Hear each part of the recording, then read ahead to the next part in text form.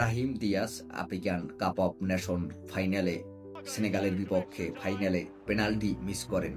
তার এই penalty miss কিন্তু আমার একটা স্মৃতিকে জাগিয়ে দেয়। 2016 সালে কোপা আমেরিকা ফাইনালে চিলির বিপক্ষে লিওনেল মেসির পেনাল্টি মিসকে মনে করিয়ে দেয়। লিওনেল মেসির পেনাল্টি মিসে আর্জেন্টিনা ফাইনাল হেরে যায়। তারপর যে ওই চিত্র, লিওনেল মেসি কান্না করছেন। আসলে ফুটবল মাঝে মাঝে খুবই ক্রুয়াল, খুবই নিষ্ঠুর, যে আপনাকে কিছুক্ষণ আগে দিতে পারে স্বর্গের সুখ, পরক্ষণেই আপনাকে বাসাতে পারে নরকের যন্ত্রণায়।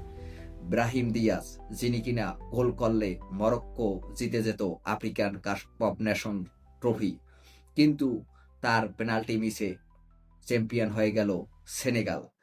ব্রাহিম দিয়াজের জন্য খুবই খারাপ লাগছে।